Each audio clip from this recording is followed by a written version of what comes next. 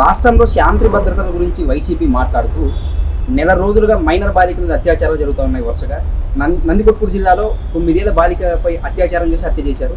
ఇంతవరకు ఆ బాలిక ఆచూకీ చేసిన వ్యక్తులు ఎవరు? ఆ చేసిన వ్యక్తులు ఈరోజు ఎక్కడ ఉన్నారు?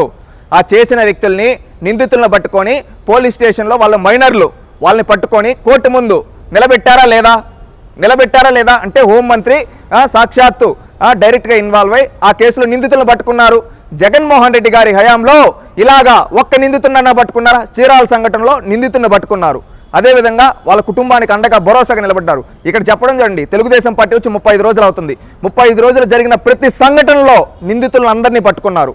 ఎక్కడికక్కడ నిందితులను పట్టుకున్నారు. నిందితులను అందరినీ పట్టుకొని రూల్స్ ప్రకారంగా, చట్టం ప్రకారంగా వాళ్ళందరిపైన కేసులు బుక్ చేసి వాళ్ళని కోర్టులో నిలబెడుతూ ఉన్నారు. జగన్మోహన్ రెడ్డి గారు 5 ఏళ్లలో ఒక్కరినన్నా నిలబెట్టాడా? ఈవెన్ పులివెందుల జగన్మోహన్ రెడ్డి గారి సొంత నియోజకవర్గం ఒక దళిత మహిళ నాగమ్మ అనే ఒక దళిత మహిళ చనిపోతే, ఆ రోజు అత్యాచారం చేయబడితే ఈ వైసీపీ నాయకుల చేత తన సొంత సామాజిక వర్గం అనే ఆ నిందితుల్ని తప్పించాడు ఈ జగన్మోహన్ రెడ్డి. ఆ రోజు అనిత గారు, ఎంఎస్ రాజు గారు వెళ్తే ఎస్సీ ఎస్టీల పైన కూడా అట్రాసిటీ కేసు పెట్టిన నీచుడు ఈ జగన్మోహన్ రెడ్డి. తెలుసు కదా. ఇలాంటి వ్యక్తులు ఈరోజు ప్రభుత్వం మారి 35 రోజులు జరిగిన ప్రతి సంఘటనలో ఎవరైతే నిందితులు ఉన్నారో వాళ్ళందరినీ పట్టుకొని శిక్షిస్తూ ఉంటే వీళ్ళు మాట్లాడుతూ ఉన్నారు. 5 ఏళ్ళు ఏమో నిద్రపోయారా? సూటిగా అడుగుతూ ఉన్నాం. 5 ఏళ్ళు నిద్రపోయి ఈరోజు మాట్లాడుతున్నారంటే వీళ్ళు ఏ స్థాయిలో ఉన్నారో చూసుకోండి.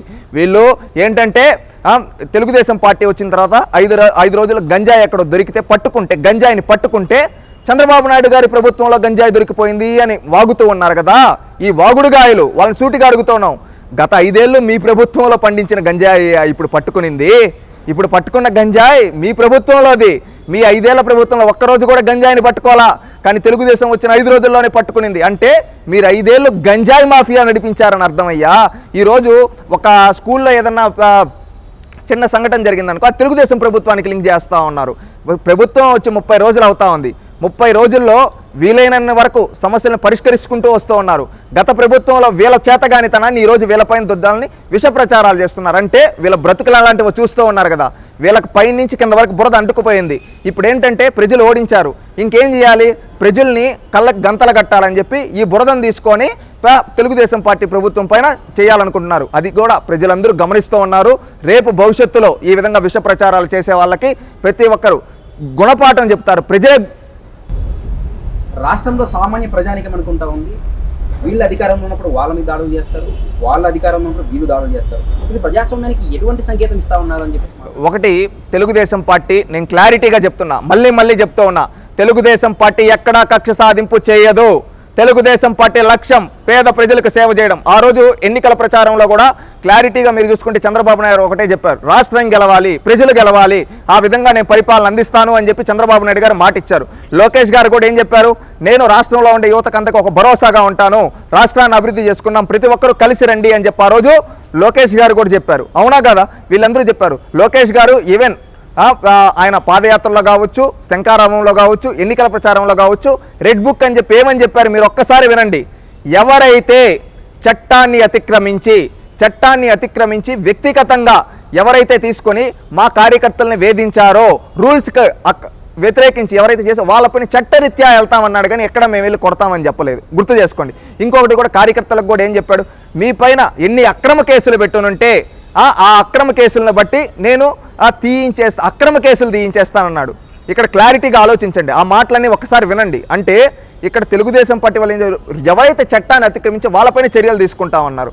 అంటే ఆ చట్టాన్ని అతిక్రమించడం అంటే అది తప్పు. అవునా కాదా? అలాంటి వాళ్ళు సమాజంలో చీడపురుగులు లాంటి వాళ్ళు. అలాంటి చీడపురుగులు ఉంటే సమాజం పొల్యూట్ అవుతుంది. అలాంటి అధికారులని మేము శిక్షిస్తాం, అది కూడా ఎలా చట్టరీత్యా శిక్షిస్తామన్నారు. ఇది సాక్షాత్ చెప్పాడు. ఇది ప్రజలందరూ కూడా గమనించి ఓట్లేశారు. దానికి తగ్గట్టుగానే ఈరోజు చేస్తూ ఉన్నారు. ఈరోజు చూడండి, ఎస్పీలను అందరినీ ట్రాన్స్ఫర్లు చేసి ఈ విధంగా ఎస్పీలని నామినేట్ చేశారు, అదేవిధంగా డిఎస్పీని నామినేట్ చేశారు. మీరు చూస్తే ఎక్కడెక్కడ అధికారులని ఐఏఎస్లని వీళ్ళు పెడుతూ ఉన్నారు. ఎక్కడైనా కానీ చంద్రబాబు నాయుడు గారు కక్ష సాధింపు చేశారా? మీరు చూడండి కక్ష సాధింపు చేశారా? ఎక్కడా చేయాల. ఈయన ఇంకా జగన్మోహన్ రెడ్డి ఆ రోజు ఏబీ వెంకటేశ్వరరావు గారికి 5 ఏళ్ళు పోస్టింగ్ రాకుండా ఆపాడు. కానీ చంద్రబాబు నాయుడు గారు ఎక్కడ ఆ విధంగా చేయలేదే, ఎవరిపైన కక్ష సాధింపు చేయలేదే. ఎందుకు? చంద్రబాబు నాయుడు గారు విలువలతో కూడుకున్న వ్యక్తి, విలువలతో రాజకీయం చేసే వ్యక్తి, 10 మందికి మంచి చేయాలనుకునే వ్యక్తి. ఆయన ఆలోచనలు ఎప్పుడు 10 మందికి మంచి చేయాలని ఉంటాయి. మీరు చూడండి, అధికారంలోకి వచ్చి 30 రోజులు అవుతా ఉంది కదా. ఈ 30 రోజుల్లో చంద్రబాబు నాయుడు గారు దాదాపు 4 శ్వేతపత్రాలు వదిలాడు. రాష్ట్రంలో ప్రజలందరి ముందు పెట్టాడు. జగన్మోహన్ రెడ్డి గారు తన 5 ఏళ్ల హయాంలో ఒక్క శ్వేతపత్రం అన్నా వదిలాడా? ఒక్క విషయం పైన మాట్లాడా? లేదు. అదేవిధంగా చంద్రబాబు నాయుడు గారు ప్రతిరోజు ఎక్కడ సమస్య ఉన్నా కానీ తానే స్వయంగా వెళ్ళి పరిశీలిస్తూ ఉన్నాడు. జగన్మోహన్ రెడ్డి ఒక్క రోజన్నా ఈ విధంగా చేశాడా? తన 5 ఏళ్ల ప్రభుత్వంలో చంద్రబాబు నాయుడు గారు పోలవరం రివ్యూ చేశారు, అమరావతి రివ్యూ చేశారు, అదేవిధంగా వైజాగ్కి వెళ్ళారు. వైజాగ్కి వెళ్ళిన రోజు అయితే 4 మీటింగ్లు, సిఐ సదస్సులో పాల్గొన్నాడు, భోగాపురం ఎయిర్పోర్ట్ రివ్యూ చేశాడు, అదేవిధంగా పోలవరం నుంచి ఉత్తరాంధ్ర సుజీల్ శ్రావంతికి నీళ్లు గురించి మాట్లాడాడు, అదేవిధంగా విశాఖ అభివృద్ధి గురించి మాట్లాడాడు. ఈ విధంగా ప్రతి ఒక్కటి సమీక్షలతో సమావేశాలతో చంద్రబాబు నాయుడు గారు సచివాలయంకి వచ్చి అక్కడ తెలుసుకుంటూ, అక్కడ ప్రజల్ని కలుస్తూ, ప్రతి శనివారం పార్టీ కార్యకర్తలతో మీట్ అవుతూ, అక్కడ ఎవరైనా వచ్చి సమస్యలు తెచ్చుకో ప్రజా దర్బార్ నిర్వహిస్తున్నాడు. అదేవిధంగా లోకేష్ గారు ప్రతిరోజు ప్రజా దర్బార్ నిర్వహిస్తున్నాడు. అదేవిధంగా లోకేష్ గారు చేసిన అచీవ్మెంట్స్ ఏంటంటే ఈ 30 రోజుల్లో చూస్తే ఒక వికలాంగులైన విద్యార్థుల కోసం స్పెషల్ జీవో తీసుకొని వచ్చి వాళ్ళు దేశ అత్యున్నత విద్యా సంస్థల్లో చదవడానికి సహాయం చేశాడు తన వ్యక్తిగతంగా. అదేవిధంగా మీరు చూసుకుంటే కోయేట్లో ఒక ఇష్యూ జరిగితే అక్కడ ఒక కుటుంబం నాశనం అయిపోతుంది, వాళ్ళని తీసుకొని వచ్చి ఆ దేశంతో ఆ కుటుంబంలో ఒక వెలుగులు నింపాడు. అదేవిధంగా జగన్మోహన్ రెడ్డి గారి హయాంలో ఫీజు రియంబర్స్మెంట్ రాక ఎంతోమంది విద్యార్థుల దగ్గర తన పాదయాత్రలో చెప్పిన విధంగా ఇప్పుడు ఎవరైతే జగన్మోహన్ రెడ్డి కొత్తగా ఫీజు రియంబర్స్ విద్యా దీవెన వసతి దీవెన అని చెప్పి కరెక్ట్ కాలేజీలకు ఇవ్వకుండా విద్యార్థులకు సర్టిఫికేట్లు రాకుండా చేశాడో దాన్ని రద్దు చేస్తూ ప్రతి ఒక్క విద్యార్థికి సర్టిఫికేట్ అందే విధంగా చర్యలు తీసుకున్నాడు. అది లోకేష్ గారు, చంద్రబాబు నాయుడు గారు చేసింది 30 రోజులు. వాళ్ళు ఈ విధంగా రాష్ట్రానికి ఏం చేయాలి, ప్రజలకు ఏం చేయాలి అని తపన పడుతూ ఉంటే ఈ వైసీపీ నాయకులు ఏం చేస్తూ ఉన్నారు? ఈ విధంగా ఎక్కడో ఒక సంఘటన తీసుకొని వ్యక్తిగత గొడవలను తీసుకొని వచ్చి అదేవిధంగా ఎక్కడో జరిగిన నిందితులను పట్టుకున్నా కానీ పట్టుకోలేదని ఈ విధంగా విష ప్రచారాలు, తప్పుడు ప్రచారాలు ఇవి చేస్తూ ఉన్నారు. ఎందుకంటే వీళ్ళ బ్రతుకులే తప్పుడు బ్రతుకులు కాబట్టి వీళ్ళు ఎప్పుడు తప్పుడు ప్రచారాలే చేస్తూ ఉంటారు. వాళ్ళ బ్రతుకులు అంతే, అలాంటి వాళ్ళని పట్టించుకోవాల్సిన అవసరం లేదు. మనం చూడాల్సింది ఏంటంటే చంద్రబాబు నాయుడు గారికి, లోకేష్ గారికి వీళ్ళకి సహకరిస్తూ ఉంటే ఆటోమేటిక్గా రాష్ట్రం అభివృద్ధి చెందుతుంది. మనం వీళ్ళకి సహకరించాలి. ఈ విష ప్రచారాలు చేసే వాళ్ళని ప్రజలందరూ తిరుగుబాటు చేసి ఈ వైసీపీని రాజకీయ సమాధి చేయాలి. ఆంధ్రప్రదేశ్లో నెల రోజులుగా జరుగుతున్నటువంటి సంఘటన మీద వైసీపీ స్పందించింది. ఆంధ్రప్రదేశ్లో హింస తారాస్థాయికి చేరుకుంది. వైసీపీ నేతలపై టీడీపీ కురోన్మాదులు నిత్యం దాడులు చేస్తూనే ఉన్నారు. రాష్ట్రంలో శాంతి భద్రతలు అనేవి ఒక జోక్గా మారాయని చెప్పి చెప్తోంది. ఏమంటారు మీరు? ఒకటి, శాంతి భద్రతల గురించి మాట్లాడే అర్హత జగన్మోహన్ రెడ్డికి కానీ వైసీపీ పార్టీకి కానీ పూర్తిగా లేదు. ఎందుకు ఈ మాట అనాల్సి వస్తూ ఉందంటే గతంలో 5 ఏళ్ళు ప్రభుత్వంలో ఉన్నది ఎవరు? వైఎస్ఆర్సీపీ పార్టీ. జగన్మోహన్ రెడ్డి గారు ఒక్కరోజన్నా కానీ శాంతి భద్రతల గురించి సమీక్ష జరిపారా ఈ జగన్మోహన్ రెడ్డి అని నేను సూటిగా అడుగుతూ ఉన్నా. ఒక్కరోజు జరపలేదు. శ్రీకాకుళం నుంచి అనంతపురం వరకు అనేక మంది ఆడబిడ్డలపైన అత్యాచారాలు జరిగినప్పుడు కనీసం పట్టించుకోలేదు ఈ జగన్మోహన్ రెడ్డి. అదేవిధంగా కక్ష సాధింపు రాజకీయాలు ఈ జగన్మోహన్ రెడ్డి చేశాడు. సాక్షాత్తు ముఖ్యమంత్రి అభ్యర్థి నుంచి సాధారణ కార్యకర్త వరకు అనేక వేల కేసులు పెట్టారు ఎవరు? ఈ జగన్మోహన్ రెడ్డి తెలుగుదేశం పార్టీ కార్యకర్తలపైన. అదేవిధంగా అనేక మందిని రాయలసీమలో, పలనాడులో గొంతుల కోసి చంపారు ఈ వైసీపీ నాయకులు. ఈ విధంగా వైసీపీ ప్రభుత్వం మొత్తం అరాచకాలతో నిండిపోయింది. ఈరోజు వీళ్ళు తెలుగుదేశం పార్టీ పైన విమర్శ చేస్తాం. ముందు ఒక్కసారి ఆత్మవిమర్శ చేసుకోండి వైసీపీ నాయకులారా, కార్యకర్తలారా.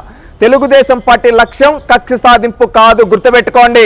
తెలుగుదేశం పార్టీ ఎల్లప్పుడూ ప్రజాక్షేమం కోసం, ప్రజలకు మంచి చేయడం కోసం పాటుపడుతూ ఉంది. మీరు చూస్తే అండి గత వారం రోజులుగా ఏదో జరిగిపోతూ ఉంది అంటూ ఉన్నారు. గత 30 రోజుల్లో కొన్ని దగ్గరలో సంఘటనలు జరిగింది వాస్తవం. ఆ సంఘటనల పైన సాక్షాత్తు హోంమంత్రి, ముఖ్యమంత్రి డైరెక్ట్గా రివ్యూ చేసి నిందితుల్ని గంటల పరిమితిలో పట్టుకోవడం జరిగింది. ఇప్పుడు ఒక దగ్గర ఎక్కడన్నా హత్య జరిగితే నిందితులను పట్టుకొని వాళ్ళకి శిక్ష పడే విధంగా వాళ్ళు కోర్టుకు పంపించడం జరిగింది తెలుగుదేశం పార్టీ హయాంలో. అదేవిధంగా ఎక్కడికక్కడ జరుగుతూ ఉంటే సాక్షాత్తు హోంమంత్రి డైరెక్ట్గా వాళ్ళ ఇంటికి వెళ్ళి భరోసా ఇస్తూ ఉంది. గత 5 ఏళ్లలో వైసీపీ ప్రభుత్వంలో ఏ రోజైనా కానీ ఈ విధంగా హోంమంత్రి కానీ ముఖ్యమంత్రి కానీ రివ్యూ చేశారా? సూటిగా అడుగుతూ ఉన్నాం. లేదు. ఈరోజు నిందితులను పట్టుకొని వాళ్ళని కోర్టులో నిలబెడుతూ ఉంటే ఈ వైసీపీ నాయకులకి ఎందుకంత భయం? ఎందుకంటే వీళ్ళు కూడా నిందితులు కాబట్టి. ఈరోజు ఏంటంటే బురద చల్లాలి కాబట్టి ఈరోజు బురద చల్లుతూ జగన్మోహన్ రెడ్డి రాజకీయం చేస్తూ ఉన్నాడు. ఎందుకంటే వీళ్ళదంతా ఏంటంటే శవ రాజకీయాలు, ఎప్పుడు సానుభూతి రాజకీయాల కోసం జగన్మోహన్ రెడ్డి పన్నే కుట్రది. ఈరోజు మీరు చూస్తే చీరాల్లో ఒక సంఘటన జరిగింది. అక్కడికక్కడే సాక్షాత్తు హోంమంత్రి 24 గంటల్లో నిందితులను పట్టుకొని శిక్ష పడే విధంగా చేశారు. అదేవిధంగా అనంతపురం జిల్లాలో మడకశిర దగ్గర కావచ్చు, అదేవిధంగా కర్నూలు జిల్లాలో కావచ్చు, ఎక్కడ జరిగిన సంఘటనలు సాక్షాత్తు హోంమంత్రి డైరెక్ట్గా వెళ్తూ ఉన్నారు. ముఖ్యమంత్రి డైరెక్ట్గా పర్యవేక్షిస్తూ అక్కడికక్కడ ఉండే ఎస్పీలను కావచ్చు, డిఎస్పీలను కావచ్చు, అందరినీ ఆర్డర్లు వేసి స్పెషల్ టీమ్స్ని పెట్టి నిందితులను పట్టుకొని కోర్టులో ప్రొసీడ్ చేస్తూ ఉన్నారు. ఈ విధంగా తెలుగుదేశం పార్టీ హయాంలో జరుగుతూ ఉంది. జగన్మోహన్ రెడ్డి గారి 5 ఏళ్ల హయాంలో ఒక్కరోజున ఇలాంటిది జరిగిందా? లేదు. కానీ ఈరోజు నిందితులను పట్టుకుంటూ ఉంటే చిన్నగా 1-2 సంఘటనలు తీసుకొని రాష్ట్రంలో ఏదో జరిగిపోతూ ఉందంటున్నారు. నిందితులను పట్టుకున్నా కానీ వీళ్ళు ఏంటంటే ఒక విష ప్రచారం చేస్తూ ఉన్నారు వైసీపీ నాయకులు. మీ శవ రాజకీయాలు మానండి.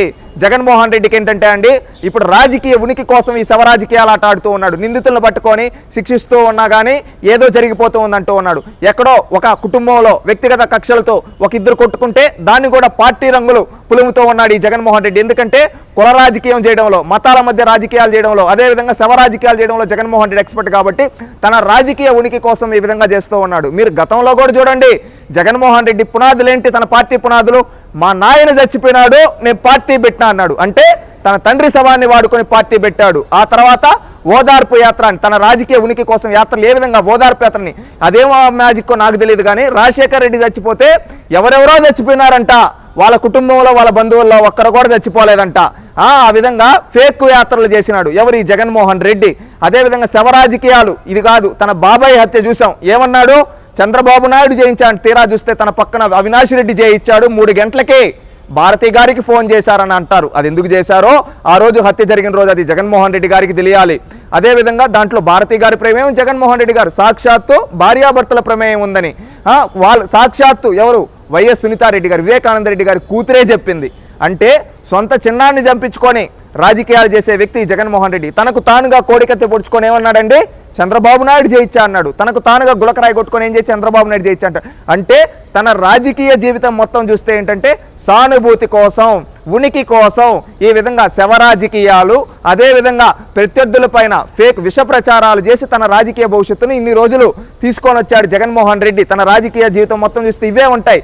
ఈ రోజు ఏంటంటే తన రాజకీయ ఉనికి కోసం ఇద్దరు వ్యక్తుల మధ్య వాళ్ళ కుటుంబ సమస్యలు జరిగిన వ్యక్తిగత విషయాన్ని తీసుకొని వచ్చి రాజకీయాలు పులుముతూ ఉన్నాడు. అదే కొన్ని దగ్గరలో సంఘటన జరిగింది వాస్తవం. అక్కడ జరిగిన వెంటనే హోంమంత్రి, ముఖ్యమంత్రి రివ్యూ చేసి స్పెషల్ టీమ్స్ని పెట్టి నిందితులను పట్టుకొని శిక్షిస్తూ ఉంటే అక్కడ నిందితుల్ని పట్టుకోలేదంటూ తప్పుడు విష ప్రచారాలు చేస్తున్నాడు. ఎందుకంటే ఇతను ఫేక్ ప్రచారంలో ఎక్స్పర్ట్ కాబట్టి జగన్మోహన్ రెడ్డి ఇది చేస్తూ ఉన్నాడు.